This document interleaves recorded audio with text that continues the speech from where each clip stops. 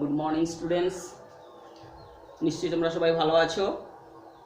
তো আজকে আমরা ক্লাস 11 যে চ্যাপ্টারটা শুরু করেছিলাম মহাকর্ষ চ্যাপ্টারটা, তো সেটার আমরা তৃতীয় যে লেকচারটা নিয়ে আসছি সেটাতে আমরা কি আলোচনা করব একবার বলে নিচ্ছি না। সেটাতে আজকে আমরা আলোচনার বিষয় হচ্ছে মহাকর্ষ ক্ষেত্র এবং তার সঙ্গে সঙ্গে মহাকর্ষ প্রাবল্য এবং মহাকর্ষ বিভব এবং এদের পারস্পরিক সম্পর্ক।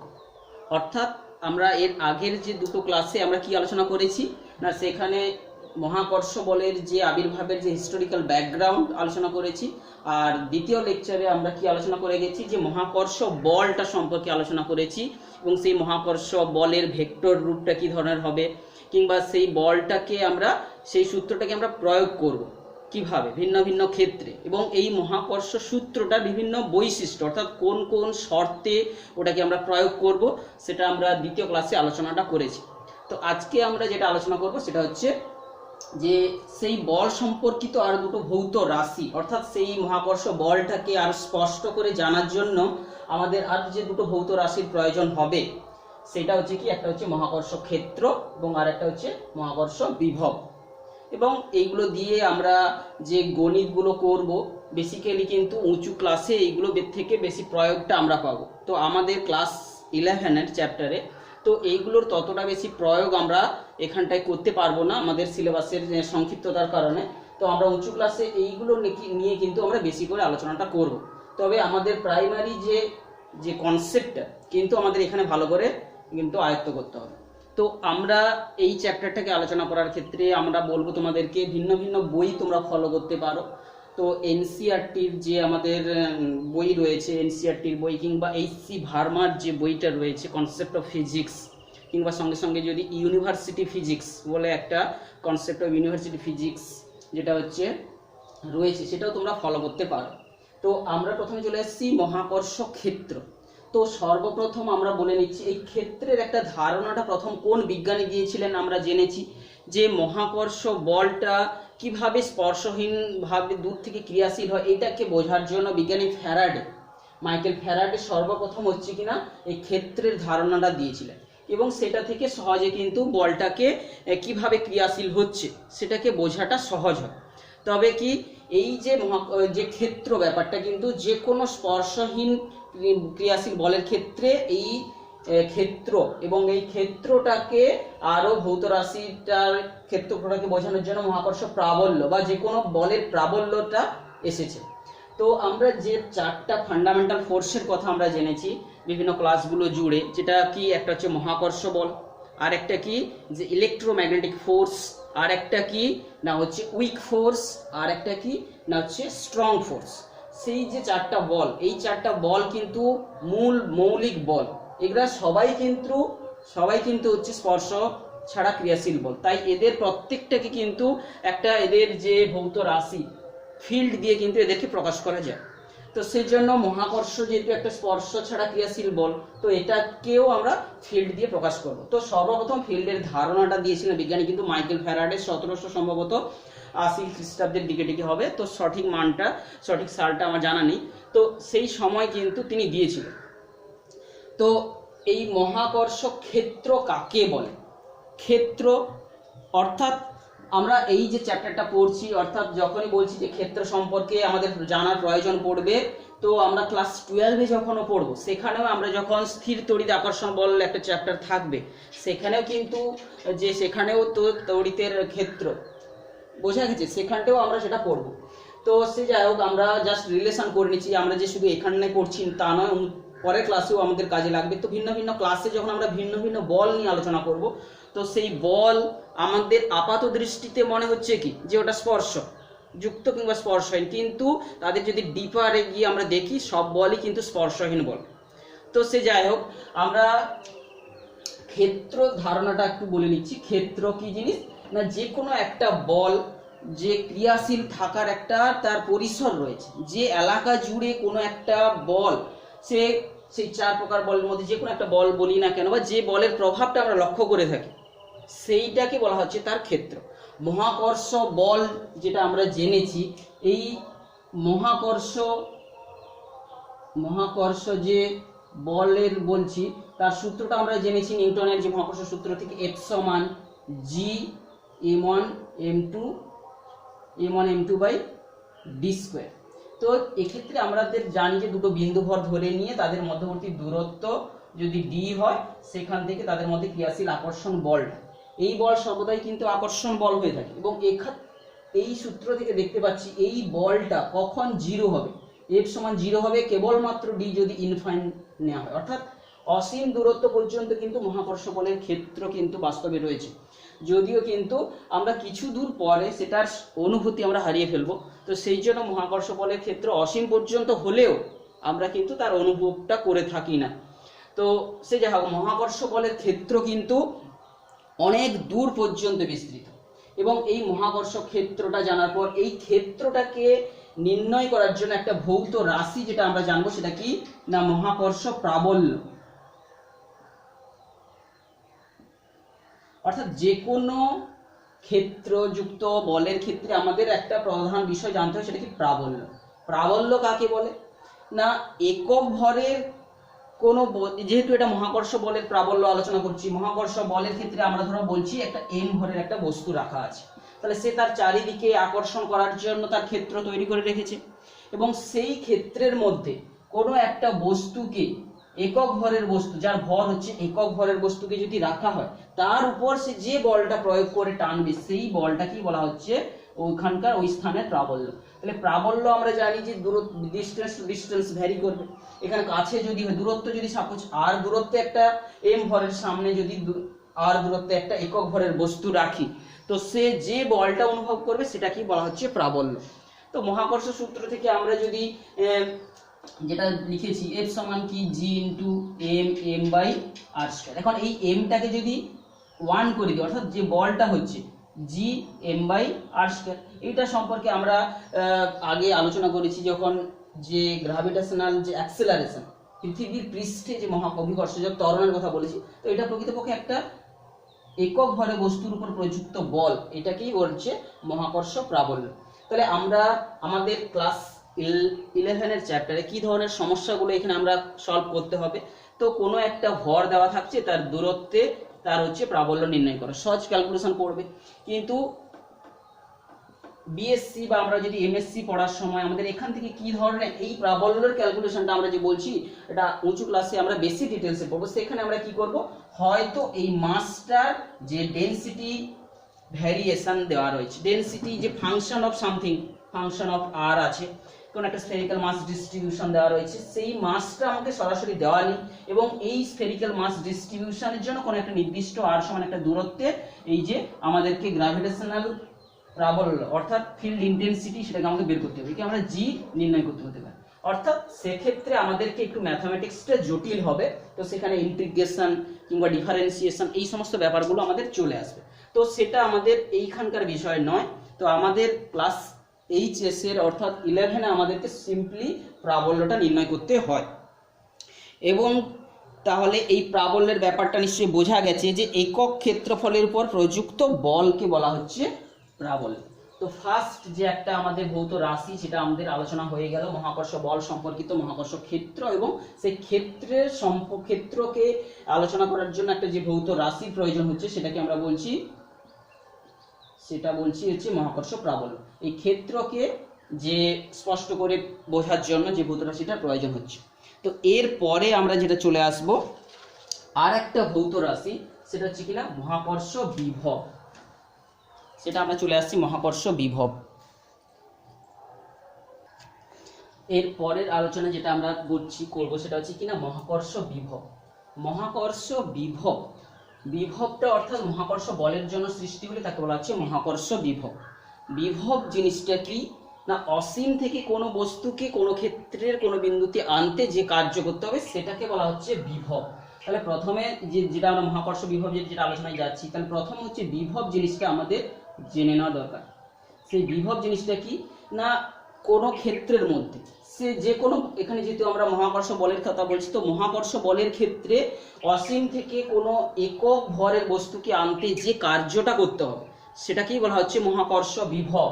অর্থাৎ বিভব মানে আমরা জানবো যে কার্য বাই হচ্ছে ভর। তাহলে এর এককটা নিশ্চয়ই হবে কি জুল পার যদি এসআই পদ্ধতিতে বলি জুল পার কেজি হবে, সিজিএস পদ্ধতিতে হলে কি হবে আর পার গ্রাম হবে। এটা হচ্ছে বিভব, অর্থাৎ এটা যদি মহাকর্ষ বলের দরুন সৃষ্টি হয় সেটাকে বলা হচ্ছে মহাকর্ষ বিভব। অর্থাৎ অসীম থেকে তড়িৎ ক্ষেত্রের মধ্যে কোনো বিন্দুতে আনতে একক ভরের বস্তুকে, তড়িৎ ক্ষেত্র বলছি এখানে, মহাকর্ষ ক্ষেত্রের মধ্যে কোনো বিন্দুকে দ্বারা একটা বস্তুকে আনতে যে কার্য করতে হয়।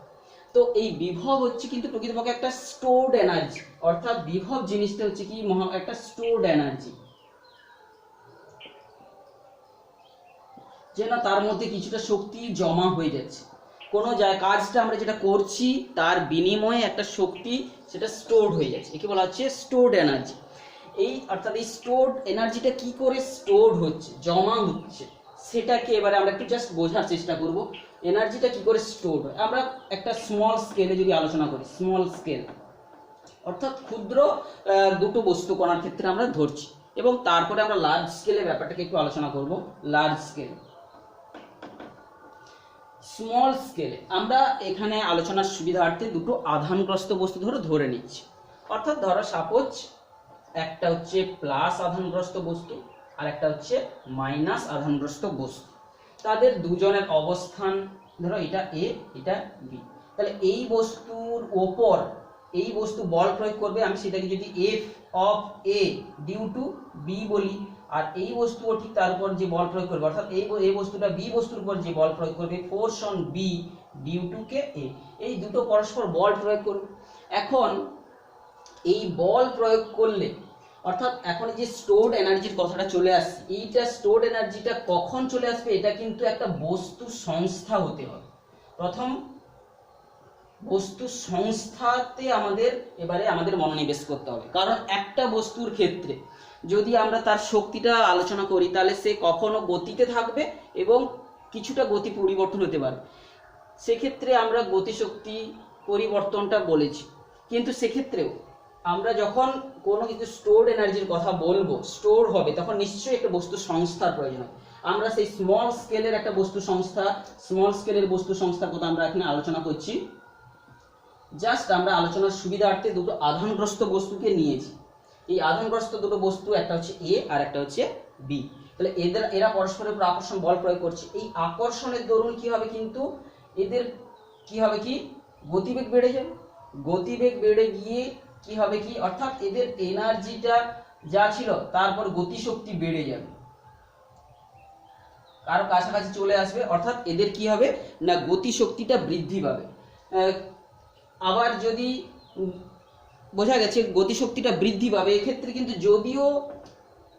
যদিও হচ্ছে এদের দুটো বল যেটা F A B plus F B A বলি, এই দুটো বল ভেক্টর কোয়ান্টিটি হওয়ার জন্য এদের বলের যোগফল 0, কিন্তু কি হচ্ছে কি এদের একটা গতিশক্তি বেড়ে যাচ্ছে, বল ওভারঅল বল কিন্তু 0 প্রযুক্ত হচ্ছে, কিন্তু এর মধ্যে মোট যে গতিশক্তি বৃদ্ধি হচ্ছে। অর্থাৎ এটা প্রথমেই চলে আসছি, এটা একটা স্টোরড এনার্জি, মানে একটা বস্তু সংস্থা এখানে থাকবে এবং এদের মধ্যে একটা আভ্যন্তরীণ বল কাজ করবে, আভ্যন্তরীণ বল। সেই আভ্যন্তরীণ বল কাজ হলেই এমনিতেই কিন্তু ওদের মধ্যে একটা শক্তির বৃদ্ধি ঘটবে। তো সেইটাকেই আমরা বলবো হচ্ছে কি যে তাদের মধ্যে স্টোরড এনার্জি, এবং এই স্টোরড এনার্জিটা যে তাদের অবস্থানের উপর বেস করে কিন্তু পরিবর্তন হয়, সেটা আমরা বোঝার জন্য একটু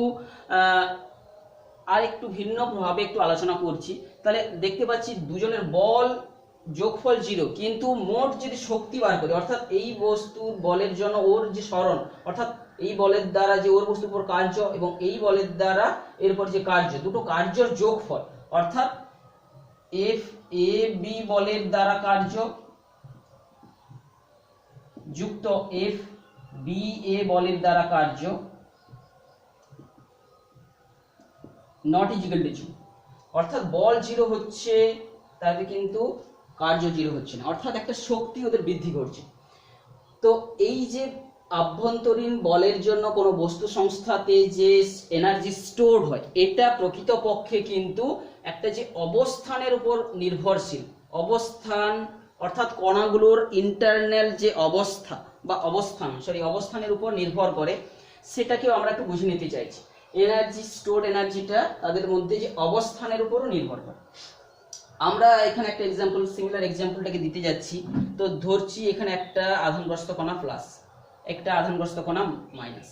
আমরা এখানে আধানগ্রস্ত দিয়েছি যাতে করে বুঝতে সুবিধা হয়, কারণ আমরা জানি যে দুটো বস্তুর মধ্যে এই ধরনের কি ধরনের বল, অর্থাৎ আভ্যন্তরীণ বলগুলো মধ্যে এক প্রকারের বল নিয়ে আমরা আলোচনা করছি। এই বলগুলো কি কি প্রকারের হতে পারে সেইটার যখন আলোচনা করব, অর্থাৎ এই আভ্যন্তরীণ বলগুলোকে অবশ্যই কনজারভেটিভ ফোর্স হতে হবে। সে যাই হোক, আমরা এই ধরো দুটো বস্তু, এদের গতিবেগ, প্রাথমিক গতিবেগ ছিল এদিকে v1, এই বস্তুটার গতিবেগ ছিল v2। তাহলে এদের গতিশক্তি মোট ছিল তখন ধরো সাপোজ k1, t1 সময়ে, t সমান t1 সময় এদের গতিশক্তি ছিল, এদের মোট যে গতিশক্তি ছিল k1। এখন এদের গতিবেগ যদি ধীরে ধীরে ধীরে ধীরে কি বৃদ্ধি হবে না কমবে? কমতে থাকবে, যেহেতু এরা পরস্পরকে আকর্ষণ করে প্লাস মাইনাস কোণ, তারা গতিশক্তি কমতে থাকবে, কমতে কমতে কমতে কমতে তারা একটা এই পজিশনে এলো, তারা দুজনে এই পজিশনে এলো। এদের গতিবেগ তখন হয়ে গেল v2 ড্যাশ, এই গতিবেগ হয়ে গেল v1 ড্যাশ, বুঝা গেছে? তখন কিন্তু এদের গতিশক্তি, ধরো সাপোজ বলছি t সমান t2 সময় এদের গতিশক্তি হলো k2। গতিশক্তি তখন কমে যাবে, গতিবেগ কমে গেছে মানে গতিশক্তি কমে যাবে। তাহলে শক্তিটা গেল কোথায়? শক্তিটার কি হলো? কিন্তু পর মুহূর্তে কিছুক্ষণ পরে যদি আমরা যেতে দিই, কিছুক্ষণ পরে কিন্তু এরা কিছু দূর যাওয়ার পরে তাদের মধ্যে আবার ফিরে আসবে। কিছুক্ষণ পরে তারা আবার দেখবো যে আবার সিমিলার পজিশনে নিজেদের দিকে অগ্রসর হওয়ার জন্য এগিয়ে আসে, কারণ দুটো প্লাস মাইনাসের মধ্যে আকর্ষণ বলটা ধীরে ধীরে ধীরে ধীরে কাজ করতে করতে করতে তাদের গতিবেগকে কমিয়ে দেবে। কমিয়ে দিলে কি হবে, এক সময় তারা স্থির হয়ে যাওয়ার পর আবার পুনরায় গতিতে আসবে। অর্থাৎ তারা যখন আবার পুনরায় সেম ডিস্টেন্সে ফিরে আসবে, তখন কিন্তু দেখা যাবে যে আবার গতিশক্তি বৃদ্ধি হয়ে, গতিশক্তি আবার সেই যেই কে সেই হয়েছে। অর্থাৎ আবার একটা t সমান t3 সময় পর দেখা যাবে আবার গতিশক্তি হয়ে গেছে q1। তাহলে এই গতিশক্তিটা এক্ষেত্রে কিন্তু এই বস্তু কণাগুলোর অবস্থানের উপর বেস করে কমছে বাড়ছে, কিন্তু নষ্ট হয়ে যায়নি। তাহলে গতিশক্তি কিন্তু এখানে নষ্ট হয়ে যায়নি, বস্তু কণাগুলোর অবস্থানের উপর ভিত্তি করে তাহলে অন্য কোনো এক ধরনের শক্তি ওদের মধ্যে এসেছিল। সেই শক্তি যাকে আমরা বলছি তাদের মধ্যে সঞ্চিত হয়ে গেছিল, সেটাকেই আমরা নাম দিচ্ছি কিনা পোটেনশিয়াল এনার্জি, অর্থাৎ স্থিতিশক্তি হিসাবে যাকে আমরা বলছি। তাহলে বস্তু সংস্থা এবং তাদের মধ্যে আভ্যন্তরীণ বল, তাহলে এই যে তাদের মধ্যে কাইনেটিক এনার্জি এবং আরেক ধরনের শক্তির মধ্যে তাদের মধ্যে বিনিময় হয়ে তারা সবসময় শক্তিটা স্থির থাকছে, অর্থাৎ ধ্রুবক থাকছে। কাইনেটিক এনার্জি এবং আরেক প্রকার এনার্জির যোগফলটা মোট সবসময় ধ্রুবক থাকছে। এই যে আরেক প্রকার এনার্জি ওদের মধ্যে অবস্থানের উপর বেস করে ওদের মধ্যে সঞ্চিত হয়েছিল, তাকেই বলা হচ্ছে কিনা স্থিতিশক্তি। তাহলে বোঝা গেছে স্থিতিশক্তি ব্যাপারটা হচ্ছে কিন্তু তাদের অবস্থানের উপর অবশ্যই নির্ভর করবে। তো এরপরে আমরা যে আলোচনাটায় আসব সেটা হলো এই যে বলের কথাটা বললাম, এই বল এখন কোন ধরনের বলের ক্ষেত্রে এই রকম স্থিতিশক্তি, গতিশক্তি এদের যোগফলটা এরকম ধ্রুবক থাকবে। তো সেই বলটাকে, যে আভ্যন্তরীণ যে বলগুলো ক্রিয়াশীল হয়ে থাকে বস্তুর মধ্যে, সেই বলটাকে এখন আমরা দুটো ভাগে ভাগ করব। একটা হচ্ছে কনজারভেটিভ ফোর্স বা সংরক্ষী বল, আর একটা হচ্ছে নন কনজারভেটিভ ফোর্স বা অসংরক্ষী বল। এই সংরক্ষী বল অর্থাৎ আমরা এই যে বলটা আলোচনা করলাম, এটা একটা সংরক্ষী বল, ইলেকট্রোস্ট্যাটিক ফোর্স। অর্থাৎ এই সংরক্ষী বলের অধীনে কিন্তু বস্তুগুলোর গতিশীল হলে তাদের কিছু নিশ্চয়ই বৈশিষ্ট্য থাকবে, যে ক্ষেত্রে স্থিতিশক্তির উদ্ভব ঘটে। সেই সংরক্ষী বল কাকে বলা হয়, সেই সংরক্ষী বলের কতগুলো উদাহরণ কি কি, সেইটা আমরা জাস্ট একটু ছোট্ট করে এখানে আলোচনাটা সেরে নিচ্ছি। তো পরে কোনোদিন আমাদের আলোচনার সময় এলে তখন আমরা আলোচনা করব এই সংরক্ষী বলটাকে নিয়ে। তো সংরক্ষী বল কি জিনিস না, যে বলের অধীনে কোনো বস্তুকে পুরো যদি একই বিন্দু অর্থাৎ একটা বদ্ধ পথ ঘুরিয়ে আনা হয়, কোনো বস্তুর উপর যদি কোনো বল প্রযুক্ত এমনভাবে হচ্ছে এবং সে যদি পুরো বৃত্তাপথ বা যে কোনো একটা বদ্ধ পথ ঘুরে এসে আবার একই অবস্থানে চলে আসে, তখন তার দ্বারা মোট কার্য কিন্তু শূন্য হয়। তাহলে সংরক্ষী বলের দ্বারা কোনো বস্তুকে যদি কোনো একটা বৃত্তাকার পথে, তাহলে সংরক্ষী বলের দুটো বৈশিষ্ট্য,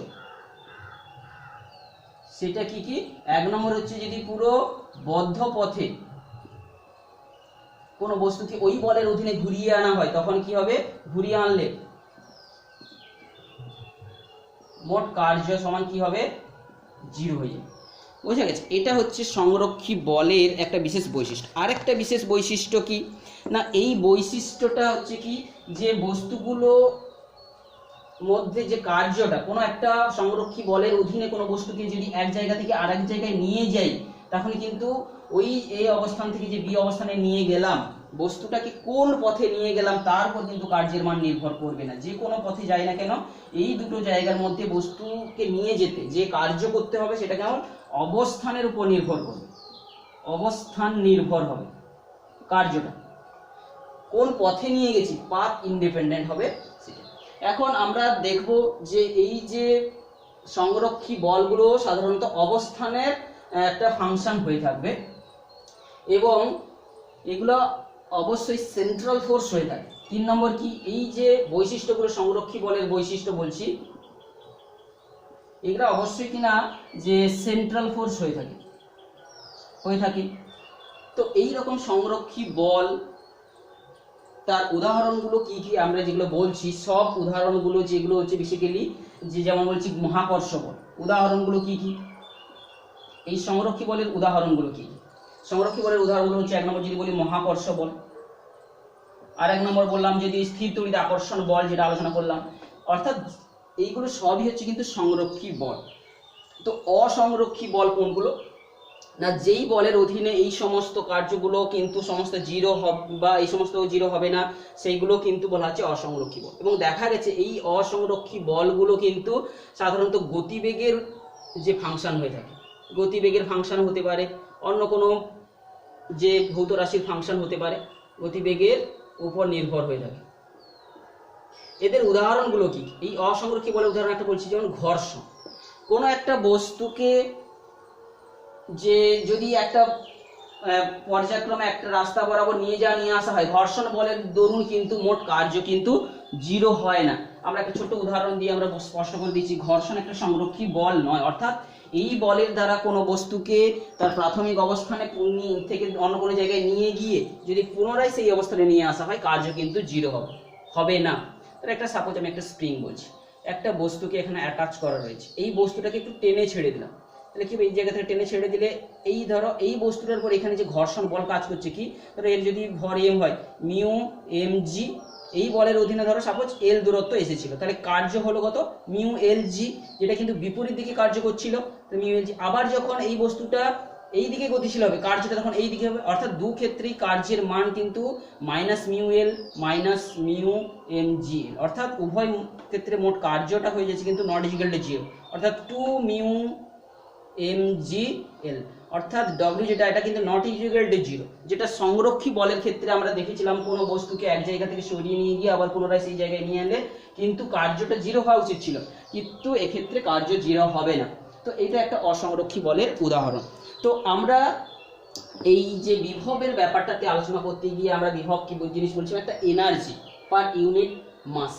যদি অন্য কোনো বল হয় তখন সেক্ষেত্রে কার্য পার ইউনিট যে আধানের কথা চলে আসবো ইলেকট্রোস্ট্যাটিক ফোর্সের ক্ষেত্রে, এবং এটা একটা স্টোরড এনার্জি, এবং এখানে একটা বস্তুর সংস্থা দরকার হবে, এবং এই সংস্থার মধ্যে একটা আভ্যন্তরীণ বল ক্রিয়াশীল হবে, এবং সেই বলটা এখন আমরা দুটো ক্যাটাগরিতে ভাগ করে আলোচনাটা করলাম, একটা হচ্ছে সংরক্ষী বল, একটা অসংরক্ষী বল। বিশেষ করে আমরা সংরক্ষী বলের অধীনে এইটা আলোচনাটা আমরা করছি। মহাকর্ষ বলও একটা সংরক্ষী বল।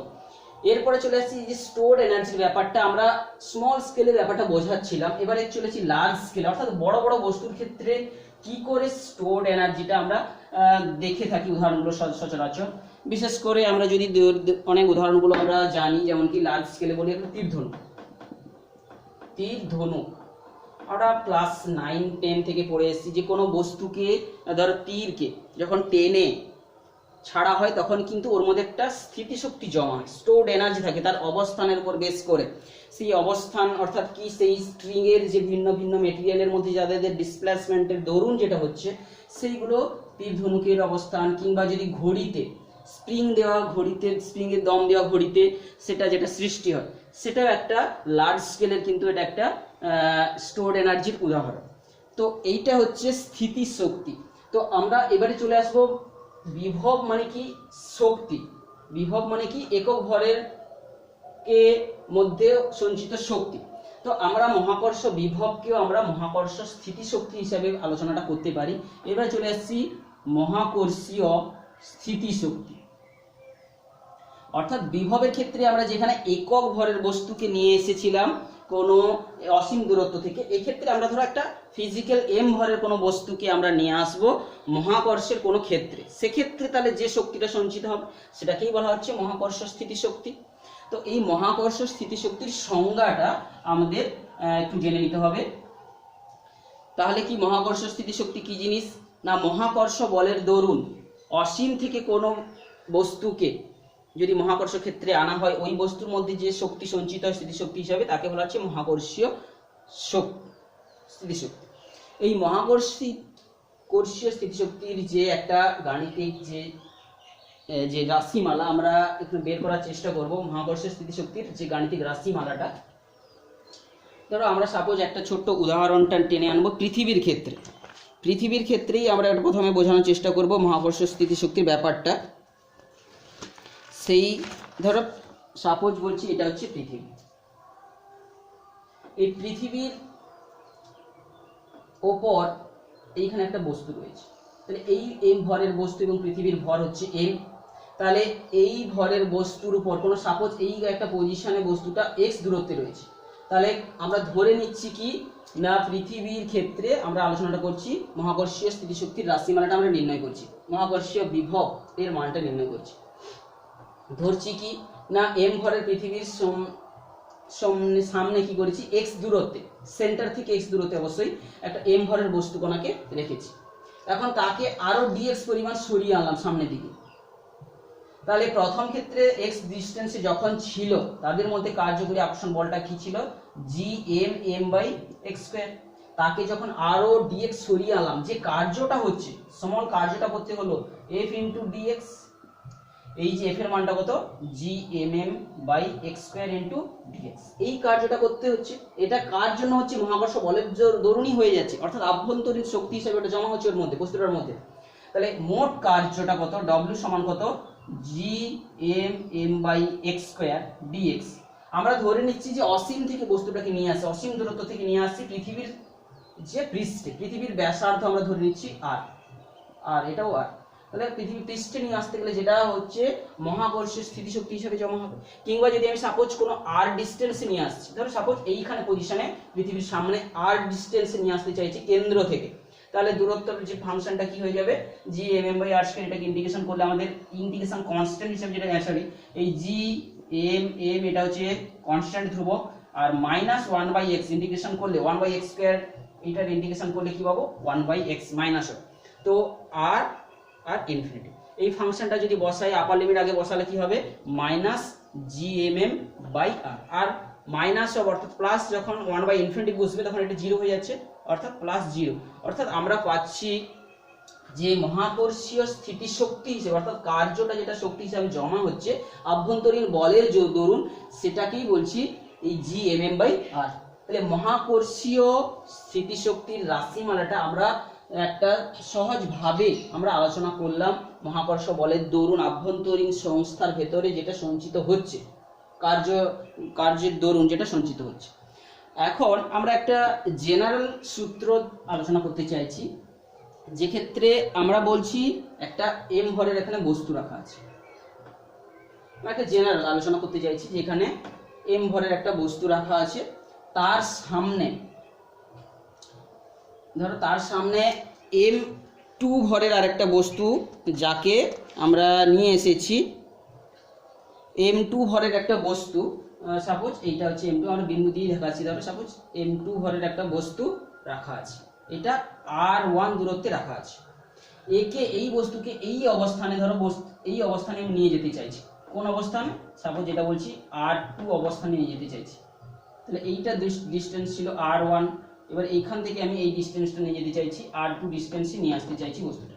তো এক্ষেত্রে এই করলে এর মধ্যে কত শক্তি সঞ্চিত হবে? মহাকর্ষ স্থিতিশক্তি সঞ্চিত। তো আমরা সাপোজ কোন একটা x ডিস্টেন্সে বস্তুটাকে আমরা ধরে নিচ্ছি। তাহলে x ডিস্টেন্সে ধরো m2 ভরের বস্তুটা কখনো নিয়ে আসতে আসতে আমরা x পজিশনে ধরো নিয়ে এসেছি। তাহলে x পজিশনে থাকার সময় বস্তুর মধ্যে ওই m1 m2 এর মধ্যে যে আকর্ষণ বলটা কাজ করবে, ধরো আমি এটাকে নাম দিচ্ছি এ আর বি, ঠিক আছে, দুটো পজিশন আলাদা আলাদা করে দিচ্ছি, এক্স থেকে শুরু করে এটা এক্স প্লাস ডিএক্স ডিস্টেন্স আনছে। তাহলে এ পজিশনে থাকার সময় বস্তুটার উপর যে আকর্ষণ বলটা এফ সমান কত, জি m1 m2 by X square. এবং এই বলের ডিরেকশনটা কিন্তু সবসময় এ থেকে, ধরো আমি এটাকে বলছি পি বস্তুর দিকে, এর থেকে পি এর দিকে আমি স্মরণ করাচ্ছি সেদিকে। এবারে বলছি ধরো আমি তাকে বি পজিশনে নিয়ে গেলাম, তাকে স্মরণ ঘটাচ্ছি সেদিকে, তাহলে যে যে টোটাল কার্যটা করতে হবে এ থেকে বি এর দিকে নিয়ে যেতে যে কার্যটা করতে হবে সেটার মানটা কত, যে কার্যটা করতে হবে সেটা কত না বল ইনটু স্মরণ। এক্ষেত্রে বলটার ডিরেকশনটা এই দিকে আমি সরাচ্ছি সেই দিকে, তাহলে এখানে একটা মাইনাস সাইন আসবে, দুজন হচ্ছে বল আর স্মরণ যেহেতু পরস্পর বিপরীতমুখী, কারণ মহাকর্ষ বল এদিকে টানছে বস্তুকে সরাচ্ছি এদিকে, তাহলে কি হচ্ছে কি G m1 m2 by D square sorry X square into DX. এখন তাহলে আমাকে মোট কত কার্য করতে হবে, অর্থাৎ এটাকে যদি ক্ষুদ্র কার্য ডিএক্স সরানোর জন্য যে ক্ষুদ্র কার্য করতে হচ্ছে সেটাকে আমি যদি ডিএক্স বলি, ডিডব্লিউ বলি, তো সেখান থেকে আমরা পেয়ে যাচ্ছি যে ডিডব্লিউ সমান minus of G m1 m2 by X square DX. তাহলে মোট কার্য যেটা আমাকে করতে হবে ইন্ডিকেশন করলে indication of minus G m1 m2 by X square into DX. তাহলে ওই ইন্ডিকেশনের বাইরে আমরা নিয়ে যেতে চাইছি কার্যটা কত r1 থেকে r2 তে। তো ইন্ডিকেশন করলে আমরা একটা দেখতে পাবো মাইনাস g1 g ইন্টু এই যে ইন্ডিকেশনটা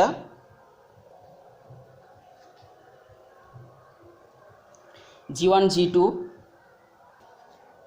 আচ্ছা ইন্টিগ্রেশনটা চলে আসবে minus of G m1 m2 into minus 1 by X r1 to r2।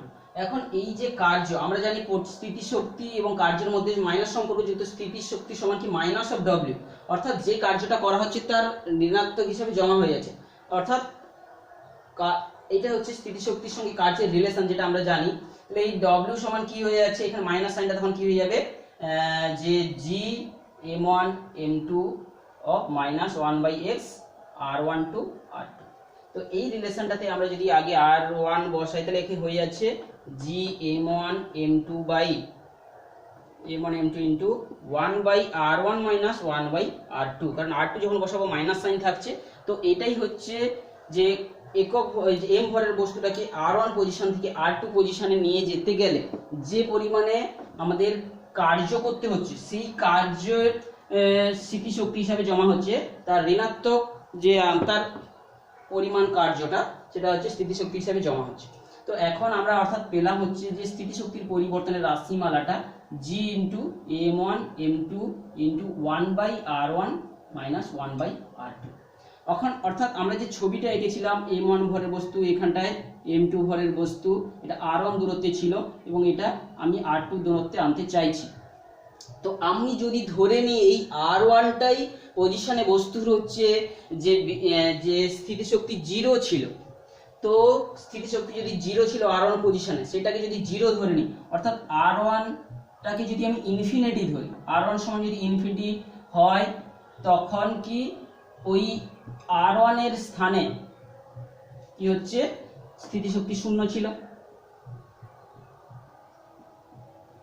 তখন আমাদের কি যে স্থিতিশক্তির পরিবর্তনের রাশিমালাটা আমরা পেয়ে যাব জি সমান G m1 m2 by minus of 1 by r, অর্থাৎ যে কতটা সরাচ্ছি তখন সেই r1 থেকে r2 যে বিয়োগফল এটা তখন হয়ে যাচ্ছে r2, তখন এই r2টাকে আমি যদি r দিয়ে লিখি তাহলে হয়ে যাচ্ছে minus G m1 m2 by r, অর্থাৎ স্থিতিশক্তি পরিবর্তনের রাশিমালাটা আমরা পেয়ে যাব minus of g1 m1 m2 into r।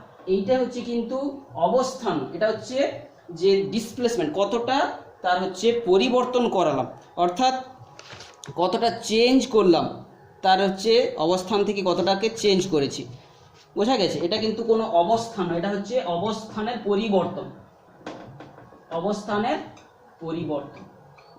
এইটা হচ্ছে যে মহাকর্ষীয় বিভবের রাশিমালা। মহাকর্ষীয় বিভব এটা কিন্তু একটা যে এটা কিন্তু একটা শক্তি এবং এটা স্কেলার রাশি, তো তাই এটা কি হবে কিন্তু সংযোগ হবে, সরাসরি স্কেলার যোগ হবে। যেমন ধরো আমাদের যদি দুটো বস্তু না দিয়ে অনেকগুলো বস্তু থাকে, n সংখ্যক বস্তু কণা থাকে, তাদের মধ্যে মহাকর্ষীয় স্থিতিশক্তির রাশিমালাটা কি হবে না, তাদের ধরুন ধরো n সংখ্যক কণা যেগুলো রয়েছে বস্তু কণা, তাদের দিয়ে কতগুলো জোড় তৈরি করা যাবে, n সংখ্যক বস্তু দিয়ে কিন্তু না nc2 কম্বিনেশন করা যাবে, অর্থাৎ nc2 মানে কি ফ্যাক্টোরিয়াল n ভাজিত ফ্যাক্টোরিয়াল n মাইনাস 2 এর ফ্যাক্টোরিয়াল ইনটু 2 এর ফ্যাক্টোরিয়াল। ঠিক আছে, n মাইনাস 2 n ফ্যাক্টোরিয়াল মানে কি n into n minus 1 into n minus 2 এর ফ্যাক্টোরিয়াল, y হচ্ছে কি n মাইনাস 2 এর ফ্যাক্টোরিয়াল ইনটু 2। এইটা কেটে চলে যাবে, অর্থাৎ কতগুলো কম্বিনেশন করা যাবে যদি n সংখ্যক বস্তু কণা হয়, n সংখ্যক যদি বস্তু কণা থাকে তাহলে তাদের দিয়ে কতগুলো কম্বিনেশন করা যাবে না n ইনটু n মাইনাস 1/2। তাহলে এতগুলো কম্বিনেশন হবে, তখন তাহলে কি হবে, সিম্পলি এতগুলো যোগ হয়ে যাবে, এতগুলো কম্বিনেশনে তাদের যোগফল হবে। সাপোজ তিনটা যদি বস্তু কণা বলি, তাহলে তিনটার জন্য এই যে একটা কম্বিনেশন, এটা একটা কম্বিনেশন, এটা একটা কম্বিনেশন, আর কোনো কম্বিনেশন হওয়ার সুযোগ নেই। তাহলে এটা m1, এটা m2, এটা m3। তাহলে মোট এখানে স্থিতিশক্তির মান কত হবে, টোটাল যদি স্থিতিশক্তি u বলি তাহলে minus g m1 m2 by প্রত্যেকটা ধরো বলছি r, g m1 m2 by r minus g m1 m3 by r minus g into m2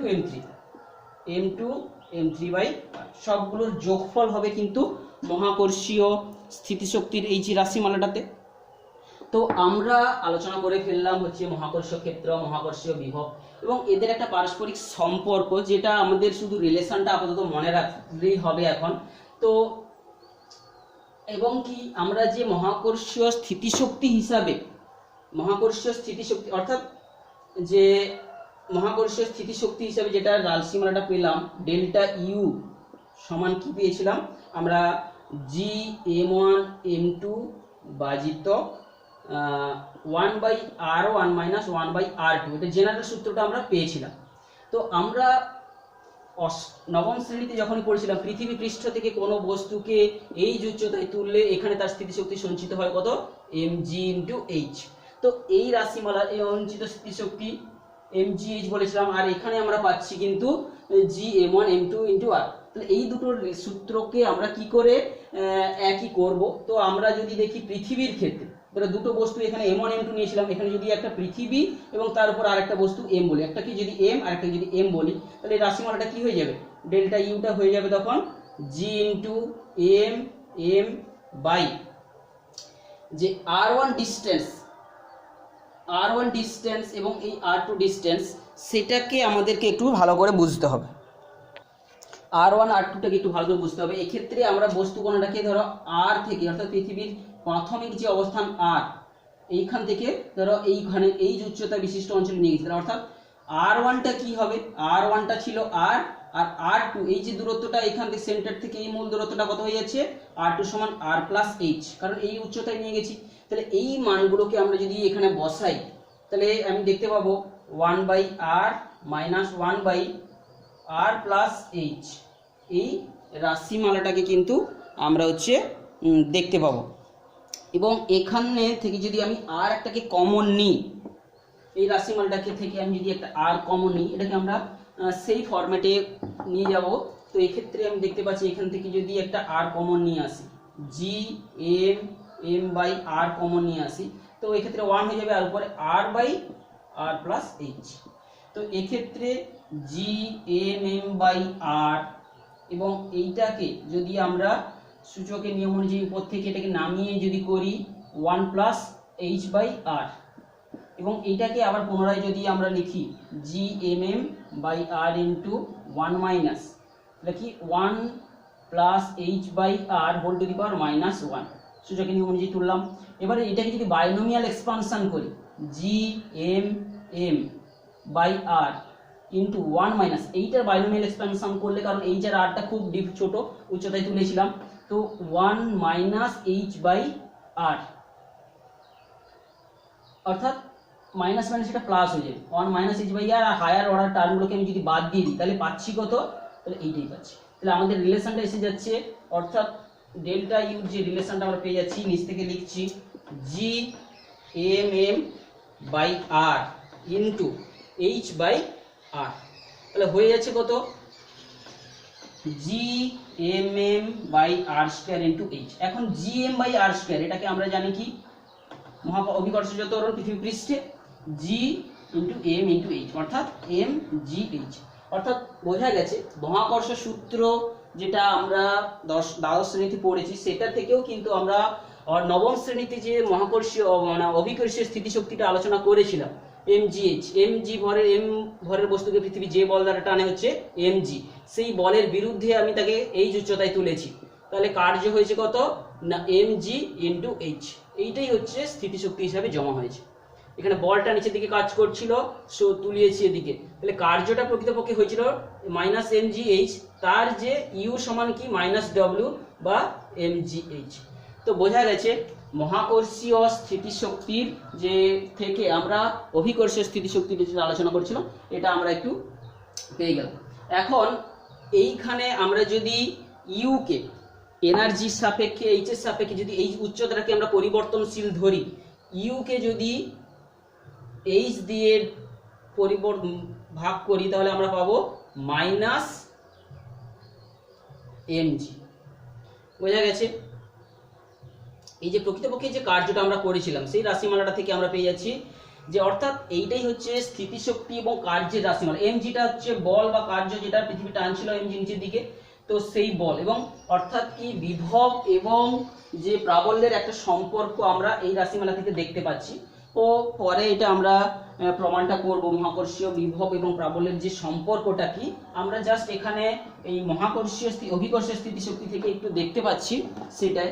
তো যেটা কি ডিভি বাই মহাকর্ষীয় বিভবের সঙ্গে যে পরিবর্তন এক্স এর সঙ্গে যদি পরিবর্তন করি আমরা মাইনাস এফ এক্স পাবো, অর্থাৎ এক্স অক্ষ বরাবর বল, কিংবা ডিভি বাই ডি ওয়াই যদি করি আমরা পাবো এফ ওয়াই, কিংবা ডিভি বাই ডি জেড যদি করি পাবো আমরা মাইনাস এফ জেড। তো সাপোজ এগুলোকে আমরা সমস্ত পার্শিয়াল ডেরিভেটিভও করতে পারি। পার্শিয়াল ডেরিভেটিভ যখনই কেবলমাত্র এক্স এর সাপেক্ষে ডেরিভেটিভ হবে, তো এইগুলো হচ্ছে এদের রিলেশন। তো আজকের আলোচনাটা আমরা এখানে শেষ করব, যেখানে আজকে আলোচনা করলাম হচ্ছে মহাকর্ষীয় ক্ষেত্র, প্রাবল্য এবং তাদের পারস্পরিক সম্পর্ক এবং মহাকর্ষীয় স্থিতিশক্তিটাকে একটু আমরা আজকে বুঝলাম। তোমরা এই লেকচারটাকে যখনই শুনবে ভালো করে বইটাকেও পড়বে, তারপরে এগুলো একবার দেখবে এবং সঙ্গে সঙ্গে খাতা পেন নিয়েও বসতে পারো তোমরা।